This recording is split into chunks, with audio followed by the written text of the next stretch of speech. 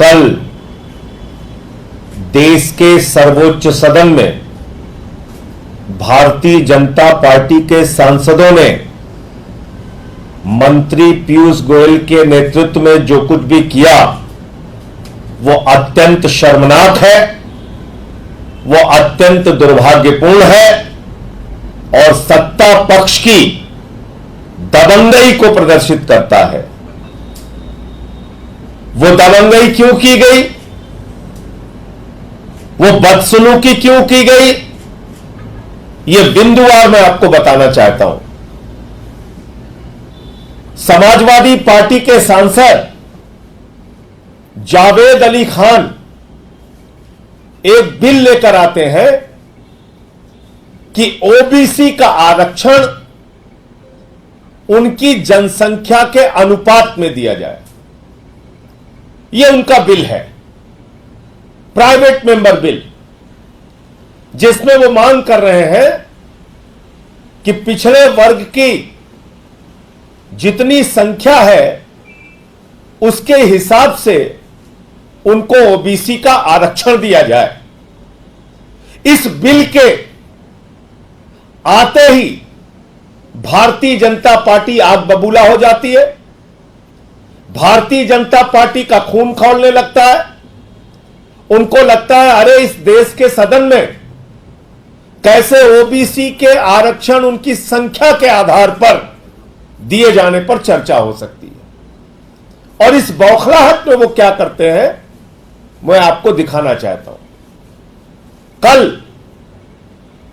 जो बदसलूकी, जिस तरह की दादागिरी भारतीय जनता पार्टी के सांसदों ने मंत्री पीयूष गोयल के नेतृत्व में किया, कांग्रेस पार्टी के सांसद नीरज डांगी जब बोल रहे थे उस वक्त जो कुछ भी किया, दलित समाज से आने वाले नीरज डांगी के साथ जो किया, मैं समझता हूं वो बीजेपी के पिछड़ा, दलित और आदिवासी विरोधी चेहरे को पूरे देश के सामने उजागर करता है। मैं पूछना और कल अगर सभापति महोदय नहीं होते, अगर चेयरमैन साहब हस्तक्षेप नहीं करते, तो इतना उत्तेजित हो चुके थे बीजेपी वाले और खुद मंत्री पीयूष गोयल कि शायद वो मारपीट भी करते सदन के अंदर। ये तो बीच में चेयरमैन महोदय ने हस्तक्षेप किया, तब जाकर स्थिति किसी तरह से नियंत्रित हो पाई। आप पिछड़ों से इतनी नफरत क्यों करते हैं? मैं भारत के प्रधानमंत्री से पूछना चाहता हूं, बीजेपी के अध्यक्ष जेपी नड्डा जी से पूछना चाहता हूं, मैं मोदी जी से पूछना चाहता हूं, जातीय जनगणना क्यों नहीं होनी चाहिए?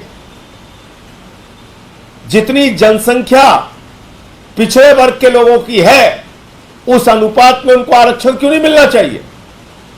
और इस पे अगर चर्चा और बहस हो रही है तो आपके सांसद लोगों के साथ बदसलूकी करेंगे, बदतमीजी करेंगे, उनको बोलने नहीं देंगे। ये कैसे आप सदन की कार्रवाई चलाना चाहते हैं? मैं पहला वीडियो दिखाना चाहता हूं। कांग्रेस पार्टी के सांसद नीरज डांगी जब ये ओबीसी बिल पे बोल रहे थे तो उनके साथ बीजेपी के लोगों ने क्या किया, ये आप देखिए ध्यान से।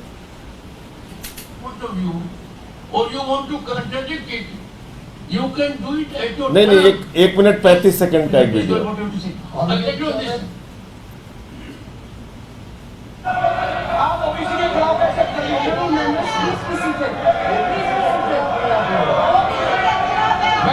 ये देखिए पूरी बीजेपी खड़ी है।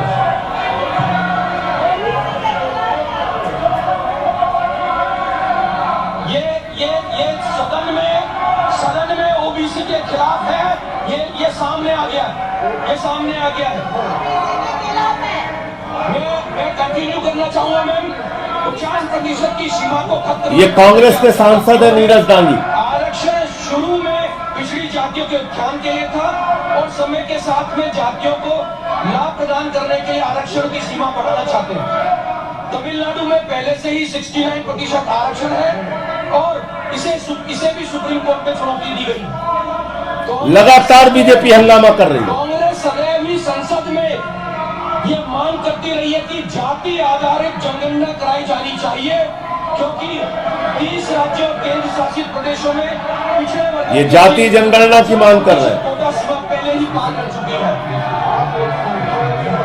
भाजपा को ओबीसी समुदाय का समर्थन प्राप्त है, लेकिन ये मैडम को देखिए जो चेयर पर बैठी हैं, वो दूसरों को मना कर रही है, बीजेपी सांसदों को, कि आप लोग बैठ जाइए, वो नहीं सुन रहे उनकी बात। उन्हें बोलना है, इसलिए सामान्य वर्ग को आरक्षण देने अब ये हाउस एजन हो गया, स्थगित हुआ। ये पहला वीडियो, एक मिनट रोक दीजिए। पहला वीडियो आपने देखा, चेयर पे जो मैडम बैठी हुई है वो लगातार बीजेपी सांसदों को रोक रही हैं। कांग्रेस पार्टी के सांसद Neeraj Dangi OBC bill pay बोल रहे हैं, जो खुद दलित समाज से आते हैं। पूरी बीजेपी लग के उनको बोलने नहीं दे रही है, पूरी बीजेपी। और मैडम चेयरमैन को, जो वाइस चेयरमैन जो बैठी हुई थी, उनको हाउस एजर्न करना पड़ा 1 घंटे के लिए। अब दूसरा, पीयूष गोयल जो मंत्री हैं, उनकी गलत बयानी देखिए आप। Or you want to contradict it? You can do it at your term. Yes, Mr. Piyush Goyal, what do you have to say? Exactly on this. Sir, I just saw on my Twitter handle a tweet by Honorable Member Shri Sanjay Singh Ji, in which he is making an allegation that BJP is against, amongst others, Adivasis. It is they who made the ruckus in the house. It is they who insulted a lady who was sitting in the chair, who comes from the Adivasi, comes from the Adivasi. Point of view. ये मंत्री, एक minute, ये मंत्री जी का, इनकी गलत बयानी आपने देख ली। ये कह रहे हैं कि विपक्ष के लोगों ने रकस क्रिएट किया, जबकि आपके सामने मैंने वीडियो दिखाया, पूरी की पूरी बीजेपी खड़ी थी जब कांग्रेस पार्टी के सांसद ओबीसी बिल पे बोल रहे थे। और मैंने इसको लेकर ट्वीट किया कि ओबीसी आरक्षण के मुद्दे पर सदन में चर्चा हो रही थी। मैं अपना ट्वीट भी पढ़ देता हूं कि मैंने ट्वीट क्या किया था। और उसमें बीजेपी के सांसदों ने चर्चा होने नहीं दिया, चर्चा को रोकने का काम किया। और इस ट्वीट पे मंत्री जी आग बबूला होके ऐसे बोल रहे हैं, और इनके पीछे पूरी की पूरी बीजेपी खड़ी होके। फिर मेरे साथ उन्होंने जो किया मैं आपको बता रहा हूं। राज्यसभा में मोदी सरकार का पिछड़ा वर्ग विरोधी चरित्र सामने आया। सपा सांसद जावेद अली खान के पिछड़ों की संख्या के आधार पर आरक्षण दिए जाने के प्राइवेट मेंबर बिल पर बीजेपी ने खूब हंगामा किया और सदन स्थगित करा दिया। बीजेपी पिछड़ों, दलितों, आदिवासियों के खिलाफ हमेशा थी, हमेशा रहेगी। ये ट्वीट मैंने किया। और क्यों किया, ये भी आपको दिखाया कि नीरज डांगी जो दलित समाज से सांसद हैं, कांग्रेस पार्टी के सांसद हैं, ओबीसी बिल पे बोल रहे हैं, उनको बोलने नहीं दिया। मैडम वाइस चेयरमैन जो बैठी हैं चेयर के ऊपर, जो आदिवासी समाज से हैं, वो बार बार रोक रही है बीजेपी के लोगों को, please be seated, please be seated. उनकी बात नहीं सुने, उनको अपमानित किया। हाउस एजन होना पड़ा 1 घंटे के लिए। उसके बाद झूठा एलिगेशन मंत्री मेरे ऊपर लगा रहे हैं कि ये ट्वीट इन्होंने गलत किया। और तब सारी की सारी बीजेपी ऐसे खड़े होकर चिल्लाने लगी, ऐसे टूट पड़ी जैसे अगर चेयरमैन महोदय वहां नहीं होते तो शायद मेरे साथ मारपीट करने के लिए आ जाते वहां सदन के अंदर ही। इनके एक सांसद पीछे से कई सांसदों चीखने चिल्लाने लगे, फिर एक सांसद कह रहे हैं इनको जेल भेजना है, जेल भेजना है। तो मैं भाजपाइयों से कहना चाहता हूं, ये जेल, लाठी, मुकदमा, ये डर किसी और को दिखाना और अपने आकाओं को भी बता देना, कोई हम लोग जेल, लाठी, मुकदमा से डरने वाले नहीं है। पिछड़ों के हक की जहां बात होगी, दलितों के हक की बात जहां होगी, आदिवासियों के हक की जहां बात होगी, अल्पसंख्यकों के हक की जहां बात होगी, वंचितों के हक की जहां बात होगी, वहां बोलेंगे।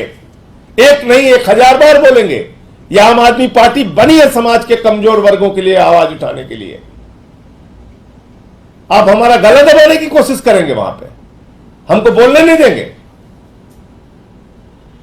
तो फिर मैंने अंत में जो बोला है वो मैं आपको दिखा रहा हूं। So that we proceed with the. धन्यवाद मान्यवर। मान्यवर, इस सदन की कार्रवाई के बारे में सत्ता पक्ष के लोग, विपक्ष के लोग ट्वीट करते हैं। अब देख लीजिए सर, आपने अलाउ किया है, वो बोल रहे थे, मैं चुपचाप सुना सर। ट्वीट करते हैं। Please. हमारे एक साथी If ने anyone interrupts, यहां पर ओबीसी आरक्षण जनसंख्या के आधार पर दिया जाए, ये बहस, ये आपको बोल रहा सर, वो बहस में हिस्सा ले रहे थे नीरज जागी जी, सब लोगों ने रोका सर। सर एक मिनट सर, हाउस क्यों एडजर्न हुआ सर? एक मिनट सर, सर मुझे आपने 2 मिनट का टाइम दिया है, प्लीज 2 मिनट का सर टाइम दिया, मुझे अपनी बात कहने दिया। इन लोगों ने रोका, हाउस एडजर्न हुआ सर। अगर रोका नहीं तो हाउस एडजर्न क्यों हुआ? आपने रोका, मैंने उसको ट्वीट कर दिया। मंत्री जी नाराज हो रहे हैं, इतने लोग इनके पीछे खड़े होके हमको धमका रहे हैं। हम धमकियों से डरने वाले लोग नहीं है। आप जेल भेजने की धमकी दे रहे हैं आपके सामने सर, उधर से कह रहे हैं इनको जेल में भेजा जाएगा। अरे भेजो जेल में भेजना चाहते हो भेजो। ये वाजपेयी जी हमारे राज्य से आते कहते इनको जेल में भेजा जाएगा। अरे भेजो जेल में। जेल से कौन डरता है? किसको डरा रहे हो आप जेल से भाई? आप भेजिए जेल में सर, यही सदन से जेल भेज दीजिए सर, सदन से जेल भेज दीजिए। जेल से डराइए मत, मैं सीधे कह रहा हूं, सदन से जेल भेज दीजिए। आप सरकार में, सत्ता में, आप जेल भेजना चाहते हो। आप लोग चिल्ला रहे जेल भेजेंगे, जेल भेजेगा, यही समझिए। okay. अगर Neeraj ji, Mr. Neeraj Gandhi, please start the debate. अंतिम Yes, okay, अंतिम लाइन। Once again, अंतिम लाइन। मैं सिर्फ ये कहना चाहता हूं, ये मेरी प्रबल धारणा है भारतीय जनता पार्टी के बारे में कि वो दलितों, पिछड़ों, आदिवासियों की विरोधी है। बस बंद करिए। तो ये घटनाक्रम पूरी तरीके से हुआ और मैं फिर दोहरा रहा हूं, भारतीय जनता पार्टी दलितों, पिछड़ों, आदिवासियों, अल्पसंख्यकों, मुसलमानों, ईसाइयों, सिखों की विरोधी है। ये किसी के सगे नहीं है। और अगर ये ओबीसी का आरक्षण बिल आया है और भारतीय जनता पार्टी की नीयत साफ है तो इस बिल के वो पास करें। क्यों विरोध कर रहे हैं इस बिल का? अगर बीजेपी की नीयत ठीक है, आप हमको जेल में भेजना चाहते हैं भेजिए, फांसी चढ़ाना चाहते हैं चढ़ाइए, लाठी चलाना चाहते हैं चलाइए, लेकिन यह बिल देश के पिछड़े वर्ग के लोगों के हित में है और इस बिल का समर्थन एक नहीं 1000 बार करेंगे। और हमारे किसी भी साथी सांसद को, भाजपाइयों को कान खोलकर सुन लेना चाहिए, जब तक मैं सदन के अंदर हूं, हमारे किसी भी विपक्षी सांसद को, चाहे वह कांग्रेस पार्टी का हो, चाहे वह समाजवादी पार्टी का हो, सीपीएम का हो, सीपीआई का हो, आरजेडी का हो, शरद पवार जी की पार्टी का हो या शिवसेना का हो या टीएमसी का हो, किसी भी पार्टी के सांसद को या डीएमके का हो, रोक टोक करोगे, जबरदस्ती करोगे तो उसके खिलाफ बोलूंगा, उसके खिलाफ आवाज उठाऊंगा। और ये बंदर घुड़की हमने बहुत देखी है तुम लोगों की, इसके चक्कर मत पड़ना। अगर तुम्हारी नीयत साफ है, मैं प्रधानमंत्री नरेंद्र मोदी जी से कहना चाहता हूं, मोदी जी अगर आपकी पार्टी की और आपकी नीयत साफ है तो इससे बढ़िया और अच्छा बिल कोई नहीं आ सकता। इस बिल को पास कीजिए, आप इसको पास कीजिए। जनसंख्या के आधार पर ओबीसी का आरक्षण होना चाहिए। कराइए देश के अंदर जातीय जनगणना, पता कीजिए कितने ओबीसी समाज के लोग हैं और उसके आधार पर आप आरक्षण पास कीजिए। इस बिल का विरोध करके भारतीय जनता पार्टी ने अपने काले चेहरे को पूरे देश के सामने बेनकाब किया है। यह दिखाया है कि किस तरीके से वो एक इतने शानदार और अच्छे बिल का विरोध करने के लिए आमादा हैं। जो पिछड़े समाज के हक में है। कब से लड़ाई लड़ी जा रही है इसकी, कब से आवाज उठाई जा रही है। बाबा साहब डॉक्टर भीमराव अंबेडकर जी हों या डॉक्टर लोहिया हों या तमाम वो नेता समाजवादी जिन्होंने नारा लगाया था एक जमाने में, बहुत पहले नारा लगाया था, सन सोपा ने बांधी गांठ पिछड़े पावे 100 में 60। 1931 के बाद आपने जातीय जनगणना नहीं कराई। बताइए कैसे पता चलेगा किस वर्ग की कितनी संख्या है, कितनी हिस्सेदारी होनी चाहिए। और इस बिल का खुलेआम बेनकाब हो गई है बीजेपी, खुलेआम विरोध कर रही है सदन के अंदर। मैंने आपको यह पूरा मामला दिखा दिया। अब आपको कुछ आंकड़े बताना चाहता हूं जो आपकी जानकारी के लिए बहुत जरूरी है। यह भारत सरकार का रिप्लाई है। यह उच्च न्यायालय में जजों की क्या संख्या है जाति के आधार पर। अब आपको मैं सुनाता हूं इसको। यह सरकार का जवाब है। वर्ष 2018 से ही, वर्ष 2018 से नियुक्त उच्च न्यायालय के 661 न्यायाधीशों में 21 अनुसूचित जाति, 12 अनुसूचित जनजाति, 78 पिछड़ा वर्ग, और इसमें इन्होंने गलत लिखा है, संख्या होगी 550 सामान्य वर्ग।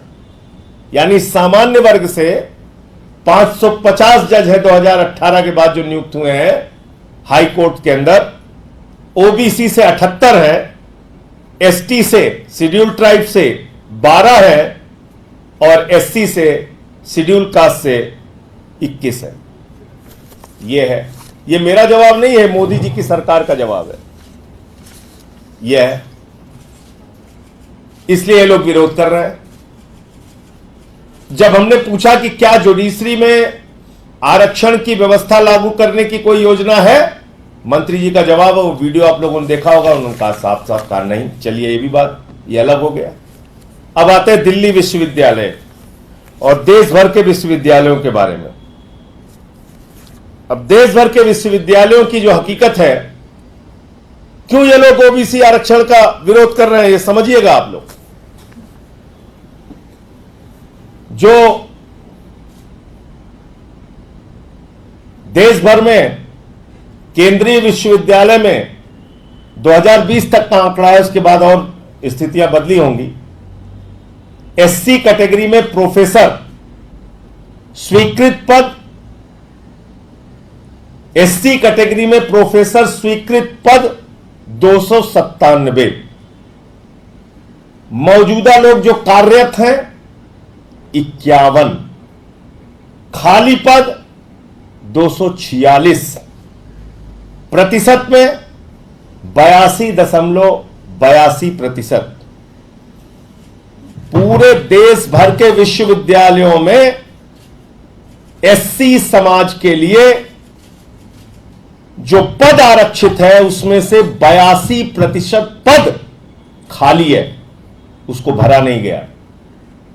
एसटी, शेड्यूल ट्राइब स्वीकृत पद 133।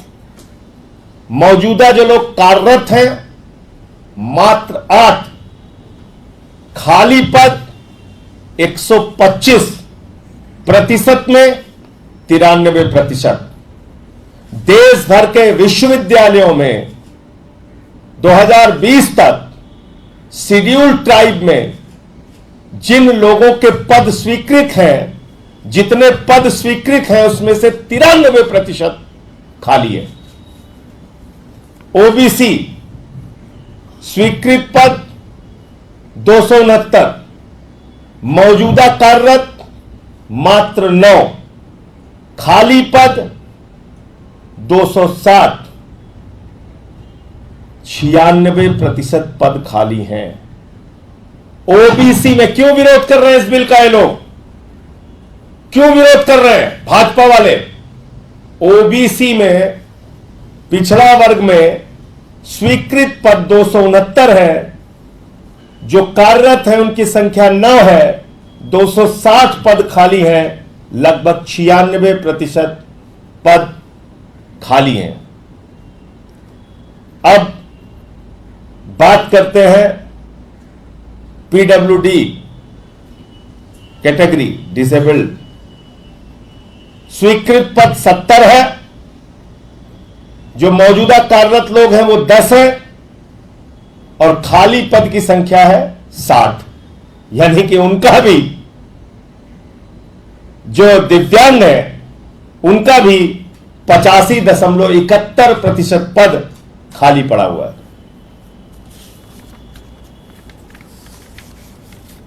ये हो गया। अब असिस्टेंट प्रोफेसर और एसोसिएट प्रोफेसर का 2 आंकड़ा और आपको बताऊंगा। असिस्टेंट प्रोफेसर में देश भर के 40 केंद्रीय विश्वविद्यालयों में, ये भी 40 केंद्रीय विश्वविद्यालयों के स्वीकृत पद थे, ये भी 40 केंद्रीय विश्वविद्यालयों के स्वीकृत पद है। असिस्टेंट प्रोफेसर में शेड्यूल कास्ट के लिए, अनुसूचित जाति के लिए स्वीकृत पद 1352 है।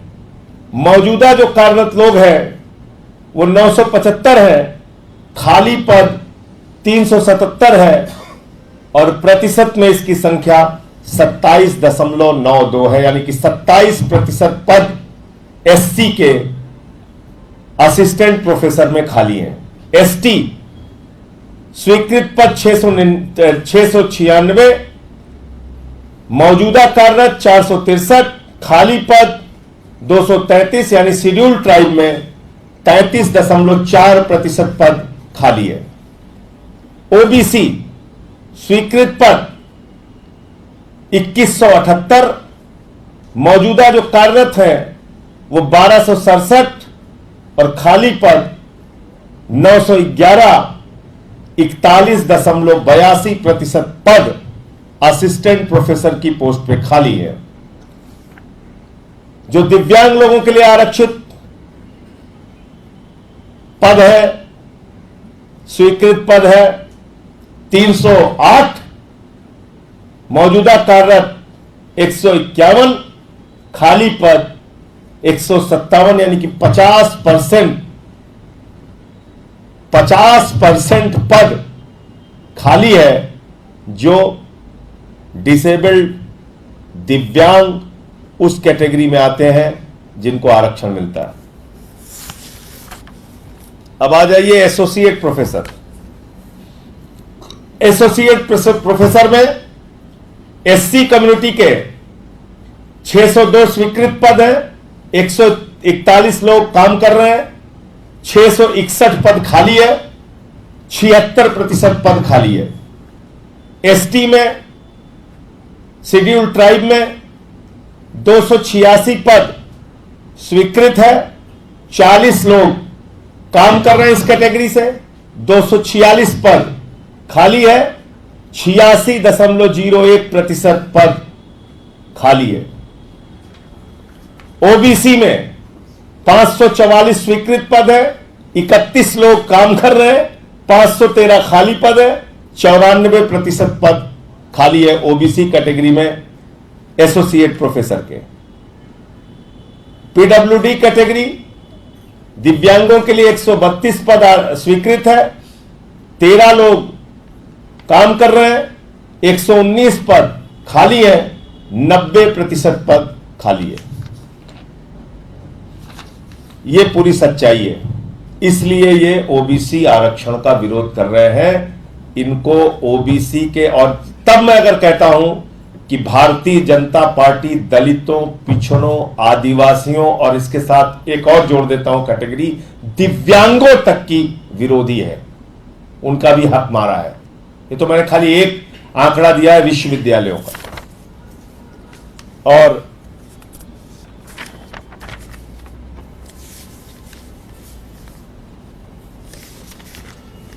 ये सारा कुछ डिटेल आरटीआई के जरिए जो मिला है वो है सामने, वो भी आपको उपलब्ध करा दिया जाएगा। तो मेरा सिर्फ ये कहना है, भारतीय जनता पार्टी कल पूरे देश के सामने बेनकाब हुई। उन्होंने सदन में इस ओबीसी बिल को जो संख्या के आधार पर आरक्षण दिए जाने की मांग करता है, जातीय जनगणना कराकर आरक्षण दिए जाने की मांग करता है, उस बिल का विरोध करके पूरे देश के सामने बीजेपी बेनकाब हुई है।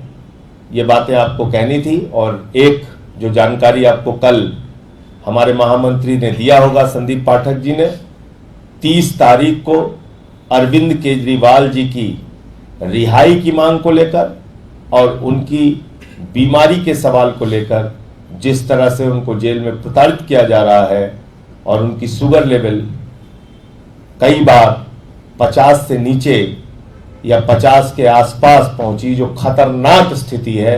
70 से नीचे, 80 से नीचे ही अगर शुगर जाती है तो वो खतरनाक स्थिति होती है। उनकी शुगर तो कई बार 50 से नीचे जा चुकी है। इन सारे सवालों को लेकर 30 तारीख को जंतर मंतर पे धरना होगा, जिसमें इंडिया गठबंधन के तमाम नेता शामिल होंगे। कौन कौन नेता आ रहे हैं ये भी बता दी तो वो सबसे बातचीत चल रही है। जब पूरी एक लिस्ट बन जाएगी फिर उसके बाद उसकी जानकारी आपको एक देंगे। सवाल और, नीति आयोग की बैठक चल रही है, ममता बनर्जी बैठक छोड़कर बाहर आ गई हैं और उन्होंने मीडिया में जो वक्तव्य दिया है वो पढ़कर आपको सुना रहा हूं। उन्होंने आरोप लगाया है कि उनको बोलने नहीं दिया गया, 5 मिनट का उन्हें समय दिया गया और उन्होंने कहा है कि अपोजिशन की तरफ से इकलौती सीएम थी और ये अपमानजनक है कि उन्हें बोलने नहीं दिया जाता। नहीं, ये पूरे विपक्ष का अपमान तो करने पे आमादा है ही।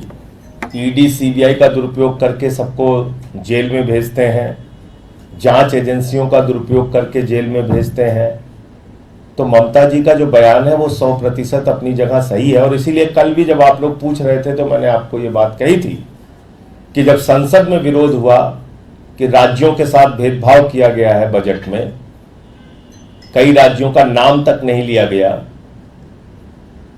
कोई धन आवंटित नहीं किया गया जिस हिसाब से उनको जरूरत थी, तो ये भेदभाव के खिलाफ जो प्रदर्शन हुआ था उसमें टीएमसी भी शामिल हुई थी।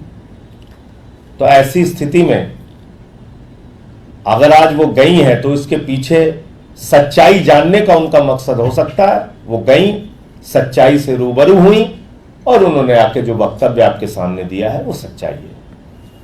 संजय जी, हरिद्वार का मामला आया, हालांकि बाद में वो चदरें हटा दी गई। कुछ माइनॉरिटी के जो रिलीजियस जगह हैं वहाँ पर सफेद पर्दा लगा दिया गया कि स्मूथली और law and order situation disturb ना हो। उसके बाद में हालांकि पुलिस ने हटा दी थी बाय मिस्टेक। देखिए,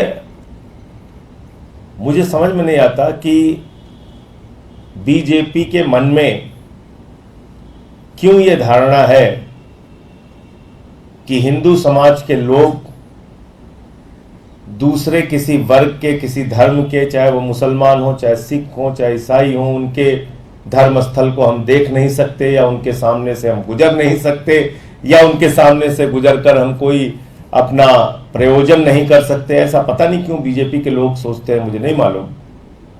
मैं सिर्फ ये कहना चाहता हूं, अब तो सुप्रीम कोर्ट तक ने आपको फटकार लगा दिया। क्यों आप लोग ये करने पे आमादा है? क्यों रोज ऐसी चीजें करते हैं? इससे कोई फायदा नहीं है। हिंदुस्तान अलग अलग धर्मों, अलग अलग जातियों, अलग अलग वर्गों से बना हुआ देश है और यहाँ सबको आज़ादी है अपनी उपासना पद्धति के हिसाब से पूजा करने की, इबादत करने की, और उसमें कोई व्यवधान पैदा करना देश के ताने बाने को बिगाड़ने की कार्रवाई है। संजय जी, आप बार-बार सरकार के बोलते हैं, लेकिन लल्लन सिंह बोल रहे हैं ये फेविकोल का जोड़ है टीडीपी, जेडीयू और बीजेपी का, और ये टूटेगा नहीं। अब ये फेविकोल का जोड़ तो जब नीतीश जी इधर थे इंडिया गठबंधन के साथ तब भी था, तो कैसे टूट गया? कैसे टूट गया? तो ये जोड़ तोड़ चलता रहेगा। मैं तो सिर्फ इतना कहना चाहता हूं, देखते रहिए। ये जो घोषणाएं बिहार के लिए भी हुई हैं, ये कितना जमीन पे उतर के आएंगी मुझे नहीं मालूम, क्योंकि 9 साल पहले ही 1,25,000 करोड़ रुपए घोषित कर चुके थे। तो कितना वो जमीन पे उतर आएगा नहीं पता। तो इसलिए ये फेविकोल का जोड़ जल्दी ही तोड़ मोड़ होगा, आप देखिएगा। योगी आदित्यनाथ ने कल समीक्षा बैठक की थी, दोनों डिप्टी सीएम मौजूद नहीं थे उत्तर प्रदेश में। आज देखिए, वो दोनों डिप्टी सीएम की कोई गलती नहीं है। कल से आप लोग बार बार पूछ रहे हैं, मैं बार बार इस बात को दोहरा रहा हूं। ये खेल प्रधानमंत्री नरेंद्र मोदी का है योगी सरकार के खिलाफ। आप लोग क्यों नहीं समझ रहे? ये कतई कोई ऐसी बात नहीं है कि जिसमें योगी आदित्यनाथ के खिलाफ वो दोनों उप मुख्यमंत्री हैं जिसका जिक्र आप कर रहे हैं। उनको जो निर्देश दिया जाता है ऊपर से, वो अपना खेल करते हैं। अखिलेश जी ने कहा था वाईफाई, और आपने देखा होगा केजरीवाल साहब पहले ही बोल के गए थे कि 2 महीने के अंदर योगी आदित्यनाथ जी को हटा दिया जाएगा मोदी सरकार के द्वारा। वही प्रयास शुरू हो गया।